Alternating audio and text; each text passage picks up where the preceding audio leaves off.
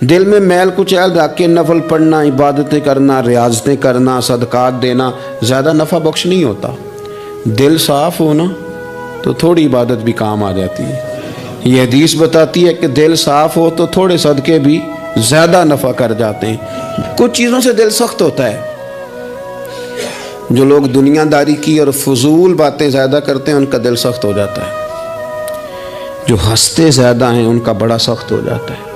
اور صوفیاء کہتے ہیں جو کسی پہ ہنستے ہیں نا ان کا تو مردہ ہی ہو جاتا ہے، تو معاملہ ہی ختم ہو گیا۔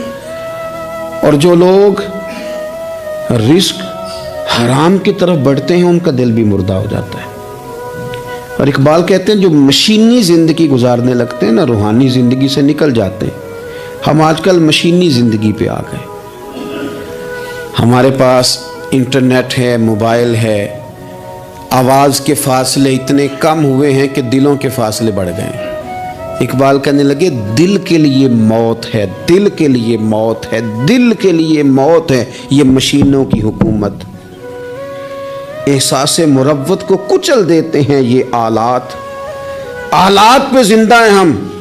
دل کے لیے موت، اور کسی کے گھر جانا، دروازے پہ دستک دینا، اور کبھی خط لکھنا تو سوچ سوچ کے، کبھی کاٹنا تو پھر لکھنا۔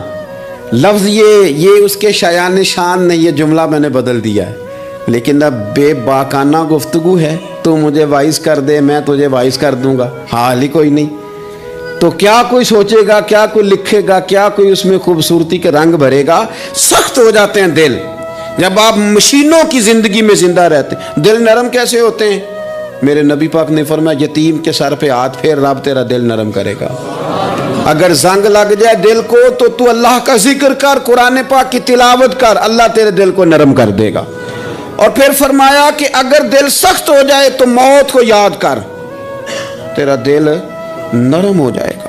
اچھوں کی صحبت اختیار کریں تو دل نرم ہو جاتا ہے۔ قبروں کی زیارت کریں، جائیں کبھی اپنے شہر کے قبرستان میں، غور کریں کہ وہ چودھری صاحب لیٹے ہیں، یہ علامہ صاحب لیٹے ہیں، وہ فلاں بہت بڑے افسر لیٹے ہیں، وہ دیکھو وہ میرا عزیز لیٹا ہے۔ وہ ہارون رشید نے کہا حضرت داؤد تائی سے نصیحت کر دیں، تو فرمانے لگے باپ کدھر ہے تیرا؟ کہا حضور قبرستان میں، اماں قبرستان میں، دادا نانا بڑے بھائی سب قبرستان۔ فرمایا میں کیا نصیحت کروں؟ او پئیاں دس دیاں نہیں قبراں جنہاں تے پھول پے، تو ادھروں کوئی بھی نہیں آمدہ، تے ادھروں لکھاں گئے، تے سہ جوڑ سنگت دے ڈٹھے، سہ جوڑ 100 سال کی دوستیاں، سہ سال سنگت دے ڈٹھے، او تکو آخر وتھاں پئیاں، او جنہاں بعد جیسی پل نہیں سنجیندے، ایک پل نہیں سنجیندے، پھر وہ شکلاں بھی یاد نہ رہیاں۔ سہ جوڑ کا یہ کوئی کم ہے دل کو نرم کرنے کے لیے؟ تیرے پاس موت کا تذکرہ قبروں کی ضیاء کو تھوڑی ہے۔ یہ چیزیں دل نرم کرتی ہیں یار، نرم کرتی ہیں چیزیں دل۔ پتہ ہے سب سے بڑی بیماری کیا ہے بندے کی؟ خوفناک علامت کیا ہے دل کے بیمار ہونے کی؟ کہ کوئی بندہ بیماری میں ہے اور ادھر ایک بندہ اس کو دیکھ کے خوش ہو رہا ہے، کسی کو زوال آ گیا ہے، کاروبار ڈوب گیا ہے اور یہ دیکھ کے خوش ہو رہا ہے۔ مر گیا ہے اس کا دل، مردہ ہے، اندر کوئی دل نہیں اب۔ یعنی ایک بندہ رسوا ہو گیا اور یہ خوش ہو رہا ہے، دیکھا میں نے نہیں کہا تھا۔ جب کوئی کسی کی رسوائی، کمزوری اور کسی کے زوال پر راضی ہونے لگے تو پھر سمجھ لے کہ اس کا حال اتنا برا ہو گیا ہے کہ اب یہ اخلاقی طور پر مردہ زندگی گزار۔ ہمارا اب یہ حال ہے کہ ہم لوگوں کے دکھوں پر ہنسنے لگے ہیں۔ ہم کسی کے ہاں کوئی شخص تکلیف میں آتا ہے تو ہم اس کو کہکوں میں اڑاتے ہیں۔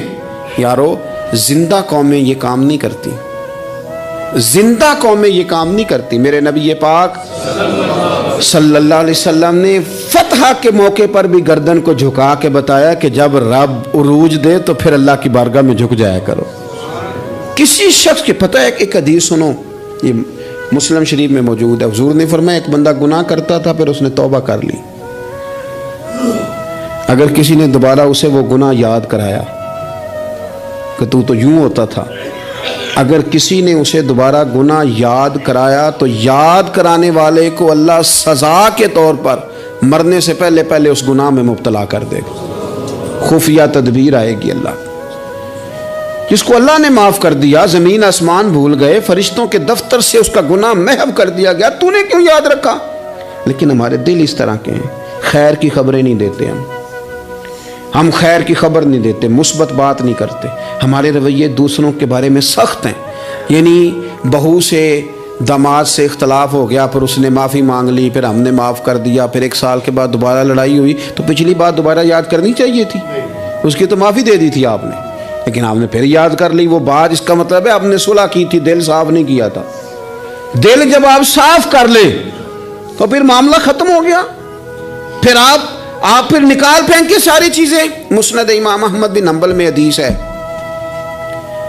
حضرت انس بن مالک رضی اللہ تعالیٰ عنہ کہتے ہیں میں بھی بیٹھا تھا، حضرت عبداللہ بن عمر رضی اللہ تعالیٰ عنہ بھی حضور کی بارگاہ میں بیٹھے تھے. نبی پاک صلی اللہ تعالیٰ علیہ وسلم نے فرمایا ابھی ایک شخص تمہارے پاس آنے والا ہے، تیاری کر لو، آنے والا جنتی ہے. کہتے ہیں ایک شخص اندر داخل ہوا تو سادہ سا بندہ، داڑھی سے پانی کے قطرے گر رہے، جوتے ہاتھ میں پکڑے یا بغل میں دبائے، وہ آ گیا، حضور سے بات چیت کی، چلا گیا. ہم بڑے خوش تھے کہ کمال نہیں ہو گیا جس کو حضور نے دنیا میں جنت کی بشارت عطا کر دی. اگلے دن اس نے اتفاق، ہم اسی جگہ اسی حال میں بیٹھے تھے کہ پھر محبوب نے فرمایا بھی ایک بندہ آنے لگا، جنتی ہے. کہتے ہیں وہ بندہ آیا تو دیکھ کے حیران ہو گئے، یہ تو وہی کل والا ہی بندہ ہے. اسی طرح داڑھی سے پانی کے قطرے گر رہے ہیں، جوتے اس کی بغل میں آ کے بیٹھ گیا. تیسرے دن اللہ کی قدرت ہم وہیں بیٹھے تھے، پھر حضور نے فرمایا بندہ آنے لگا، زیارت کر لو، تیاری کر لو، بندہ جنتی ہے. وہی بندہ آیا جو پہلے 2 دن آیا تھا. حضرت عبداللہ بن عمر کہتے ہیں کہ وہ حضور سے کوئی بات چیت کر کے جانے لگا تو میں اس کے پیچھے ہو گیا. میں نے اس کو جا کے سلام کے بعد کہا کہ یار میں تیرا مہمان بننا چاہتا ہوں، 3 راتوں کے لیے رکھ لو گے؟ اب محلہ بھی ایک، شہر بھی ایک. اس نے کہا جی ٹھیک ہے آ جائیں، جو میرے پاس روکھا سوکھا ہوگا پیش کر دوں گا. فرماتے ہیں 3 راتیں 3 دن میں اس کے پاس رہا. میں جاننا چاہتا تھا کہ کون سی ایسی عبادت کرتا ہے جس کی وجہ سے 3 دن حضور نے جنت کی بشارت اس کے لیے دی، اعلان فرمایا. کہتے ہیں میں نے کوئی غیر معمولی چیز نہیں اس کے اندر دیکھی، کوئی انوکھی عبادت نہیں دیکھی. عشاء پڑھتا، فجر تک سویا رہتا، میں تہجد کے وقت اٹھتا، نفل پڑھتا. 3 راتیں یہ ہوتا رہا. ہاں جب وہ کروٹیں بدلتا تو اللہ اکبر کہتا، باقی وہ سویا ہے، فجر میں اٹھا ہے. صدقہ بھی خاص نہیں اس نے دیا، خیرات بھی میں اس سے زیادہ کرتا رہا، مجھے کوئی خاص چیز نظر نہیں آئی. تیسرے دن میں جانے لگا تو میں نے اسے کہا یار سن، مجھے کوئی ضرورت نہیں تھی تیرے گھر میں قیام کرنے کی، میرا گھر قریب ہی ہے. وہ تو کمال یہ ہے کہ نبی کریم علیہ السلام نے اپنی زبان فیض ترجمان سے، یعنی وہ زبان جس کو سب کن کی کنجی کہیں، اس کی نافذ حکومت پہ لاکھوں سلام. حضور نے 3 دن تجھے مسلسل جنتی کہا ہے. میں تو دیکھنے آیا تھا کہ تیرے اندر کوئی عمل ہو تو میں بھی وہ شروع کروں. تو وہ کہنے لگا یہی ہے جو آپ نے دیکھ لیا ہے، فرض نماز ہی پڑھتا ہوں، روٹین کے کام ہی کرتا ہوں، کوئی خاص چیز تو میرے پاس کوئی نہیں. حضرت عبداللہ ابن عمر فرماتے ہیں میں نے تو سمجھا کہ میں تو اس سے زیادہ خیر کے کام کرتا ہوں. اب میں سوچتا ہوا وہاں سے نکلنے لگا کہ پھر کیا خاص بات ہے جو نبی پاک نے 3 دفعہ اسے جنتی کہا ہے. جب میں نکلنے لگا نا، دروازے پہ مڑنے لگا تو اس نے آواز دی، کہا یار سنو ایک بات یاد آئی ہے.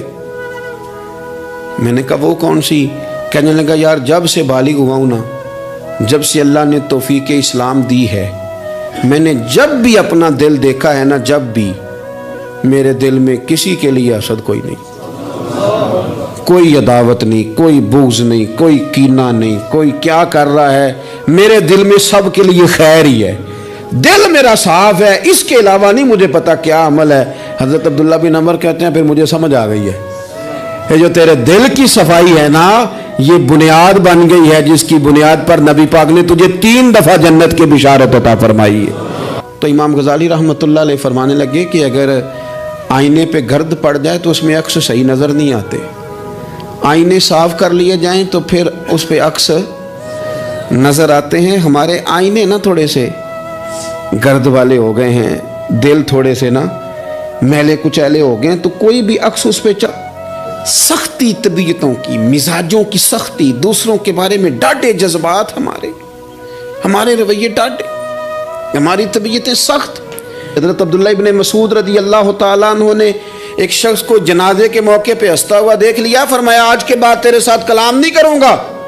جس کا جنازہ دیکھ کے بھی دل نرم نہیں ہوا اور قبرستان دیکھ کے بھی دل نرم نہیں ہوا، وہ تو سخت دل بندہ ہے، سخت دل بندے سے دوستی کبھی نہیں رکھوں گا، میں تو درد دل والوں سے پیار کروں گا، تیرے ساتھ میں کلام نہیں کرتا۔ تو کس طرح کا شخص ہے بھائی جسے یہاں آ کے بھی ہنسی آ رہی ہے، مذاق سوچ رہا ہے؟ تو دل کی نرمی میرے نبی پاک صلی اللہ علیہ وسلم نے نا دل پر، ہم نے نا کپڑوں پر بڑی محنت کی،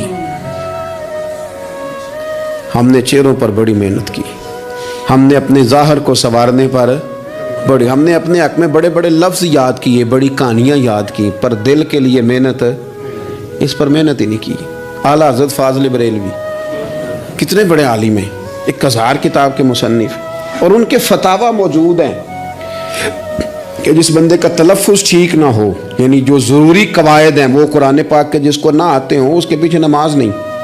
جو ہا اور ہا میں فرق نہیں کر سکتا، حمزہ اور عین میں فرق نہیں کر سکتا، وہ الفاظ کا معنی بگاڑ دے گا۔ لیکن اعلیٰ حضرت چونکہ صوفی ہیں، درویش ہیں، علم کے ساتھ تو ایک اور رنگ بھی بیان کرتے ہیں۔ وہ کہتے ہیں یہ نہ ہو کہ صرف تو حروف کے ہیر پھیر میں لگا رہے، صغرے کبرے ٹھیک کرتا رہے، داربا یادرب کے چکر میں پڑا رہے، اور دل پر تو توجہ ہی نہ دے۔ فاضل بریلوی رحمۃ اللہ علیہ فرمانے لگے کہ 2 علماء نے قرآن ایک درویش کے پیچھے نماز پڑھی تو مستحب جو قواعد تھے نا جن کے بغیر نماز، وہ ٹھیک نہیں تھے ذرا ان کے، تو وہ کہنے لگے دیکھا جی اتنے بڑے پیر صاحب ہیں اور ان کی تو قرات ہی ٹھیک نہیں، تلفظ ہی ٹھیک نہیں۔ حالانکہ لفظ تاثیر سے بنتے ہیں، تلفظ سے نہیں، لفظ تاثیر سے بنتے ہیں، تلفظ سے نہیں۔ اہل دل آج بھی ہیں اہل زبان سے آگے۔ انہوں نے کہا جی بابا جی کا تو تلفظ ہی ٹھیک نہیں۔ اعلیٰ حضرت نے لکھا ہے ملفوظات شریف میں، فرماتے ہیں پھر وہ نہ نہانے کے لیے چلے گئے نماز پڑھ کے فارغ ہو کے، تو وہ پانی میں اتر گئے تو شیر ان کے کپڑے اٹھا کے لے گیا۔ اب کتنی کو دیر پانی میں رہتے، نکلے بھی تو کیسے نکلے، شرم آتی ہے۔ مختصر لباس پہن کے وہ غسل کرنے کے لیے گئے تھے، اب پانی میں سردی، کتنی کو دیر بندہ پانی میں رہے۔ لوگوں نے آ کے کہا حضور وہ آپ کے مہمان تو الجھ گئے، بڑے بری طرح پھنس گئے، مہربانی فرمائے ان کو تو بچائیں، وہ تو سخت الجھن میں۔ کیا ہوا؟ کہنے لگے وہ شیر کپڑے لے گیا اور وہ پانی میں ہے، اب کچھ تو ہونا چاہیے۔ تو وہ بزرگ گئے، جا کے نہ دور کھڑے ہو کے شیر کو آواز دی، شیر کو۔ حضور کے صحابی تھے نا حضرت سفینہ، قافلے سے رستہ بھول گئے، ایک سائیڈ پہ ہو گئے تو سامنے شیر آ گیا۔ میں نے کہا ہے لیکن جب آ جائے تو، جب شیر سامنے آ جائے، جب سامنے آ جائے پھر پتہ چلتا ہے کہ یہ تو واقعی آ گیا ہے، پھر انداز اور ہوتا ہے۔ حضرت سفینہ کے سامنے شیر ہی آ گیا، مشکات میں شیر آیا۔ اب کوئی بھاگتا ہے، کوئی چڑھتا ہے درخت پہ، کوئی لکڑی اٹھاتا ہے، کوئی اسلحہ پکڑتا ہے۔ حضرت سفینہ فوراً بولے، کہنے لگے او شیر ذرا خیال کرنا میں رسول اللہ کا غلام ہوں۔ پھر آکھیا شیر سفینہ تائی جا رہا یارا جاندے، او جڑے غلام رسول اللہ دے اسی غلام ہونا دے۔ شیر دم ہلاتا رستہ چھوڑ گیا، اور بابا جی بھی گئے۔ فاضل بریلوی کہتے ہیں شیر کو آواز دی، شیر دوڑا آیا، آگے کہنے لگے وہ ہمارے مہمانوں کے کپڑے لے گیا، تجھے شرم نہیں آتی؟ تو شیر کپڑے اٹھا کے واپس لایا۔ ان علماء کو، حضرات علماء کو کپڑے پیش کیے۔ جب ان کو پیش کیے تو پیش کرتے ہی بزرگ پھر فرمانے لگے، کہنے لگے مولانا تم نے لفظ سیدھے کیے ہیں، میں نے دل سیدھا کیا ہوا ہے۔ تم نے محنت کر کے نہ لفظ ٹھیک کیے ہیں، لیکن میں نے دل ٹھیک کیا ہے۔ دل پاک ہوئے تے پاک ہی ملدا ہے، تے بنا پاکوں پاک نہیں ملدا۔ سارے جسم دے توون نالوں ایک ٹکڑا تولا دل دا۔ حضرت سلطان باؤ رحمت اللہ علیہ فرمانے لگے دل کالے نالوں منہ کالا چنگا، دل کالے نالوں منہ کالا چنگا، جے کوئی رمز پچھانے۔ اگر کسی کو بات کی سمجھ آئے تو دل نہیں سیاہ ہونا چاہیے، منہ ہو بھی جائے تو کام چل جاتا ہے۔ تو اپنے دل کی صفائی پر دیکھیں میرے نبی پاک علیہ وسلم نے ارشاد فرمایا کہ رب نہ تمہارے مال دیکھتا ہے نہ چہرے دیکھتا ہے، رب تو تمہارا دل دیکھتا ہے۔ اور امام غزالی حدیث لائے ہیں، حضرت عمر فاروق رضی اللہ تعالیٰ عنہ فرماتے ہیں کسی نے حضور صلی اللہ علیہ وسلم سے پوچھا کہ رب آسمانوں میں کہ زمینوں میں؟ جلوے تیری ذات کے کو بکو ہیں، جدھر دیکھتا ہوں ادھر تو ہی تو ہے، اللہ زمینوں میں کہ آسمانوں میں؟ تو حضور فرمانے لگے رب تو بندہ مومن کے دل میں رہتا ہے، اللہ تو مومن کے دل میں ہے۔ مومن کے دل میں کتنا بڑا ہے وہ دل جس میں رب ہے، رب کی یاد ہے، رب کی محبت ہے۔ اس لیے حضرت عمر فرمایا کرتے تھے میں نے دل کی آنکھوں سے اپنے مالک کی زیارت کی ہے۔ اور اقبال نے شاید اسی لیے مشورہ دیا تھا کہ دل بینا بھی کر خدا سے طلب، آنکھ کا نور دل کا نور نہیں، اللہ سے آنکھوں والا دل مانگ، اندھا نہ ہو جائے کہیں تیرا دل، دل بینا بھی کر خدا سے طلب، آنکھ کا نور دل کا نور نہیں۔ عزیز بھائی اللہ کے جلوے، لیکن ایک بات ذہن میں رکھنا،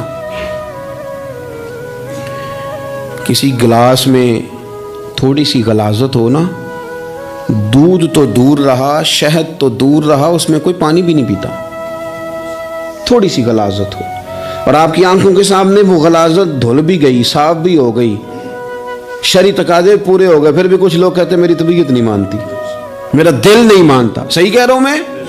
او بھائی اتنی سی غلاظت گلاس میں تھی اور سادہ پانی نلکے کا، تو اس میں پینا پسند نہیں کرتا، اور اگر دل غلاظت سے بھرا ہو تو رب کی محبت وہاں آئے گی، خدا اپنا قرب وہاں رکھے گا؟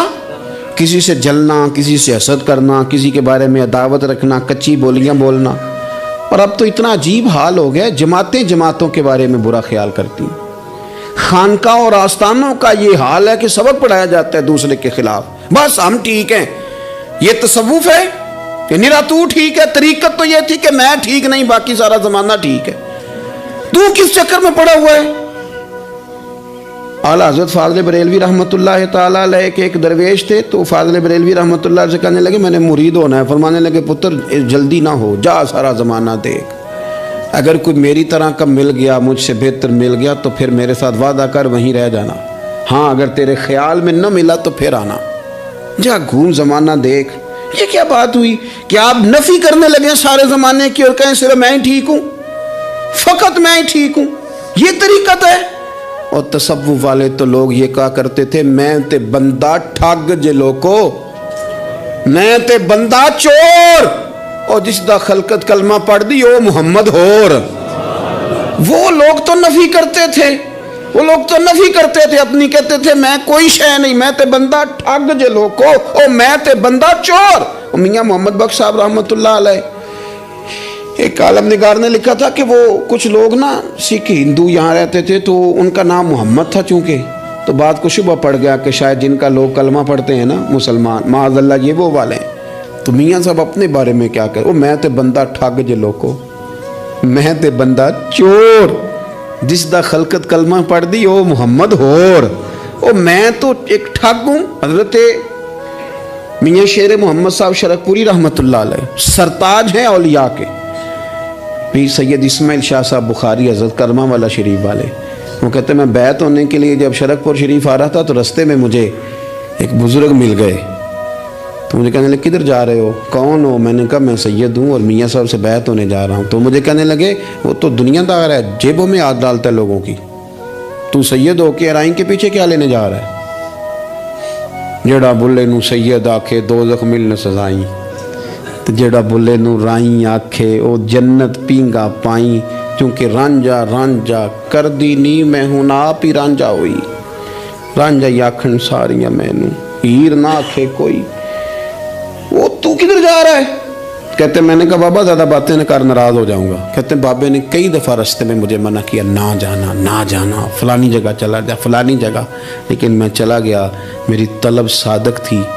جب میں باہر جا کے بیٹھا تو اندر سے بلاوا آیا کہ میاں صاحب نے بولا، اندر گیا تو یہ تو وہی بابا جی ہیں جو مجھے روک رہے تھے، تو میاں جی خود ہیں حضرت میاں صاحب، کہنے لگے بیلیا تینوں بڑا موڑیا پر تو مڑیا ہی نہیں۔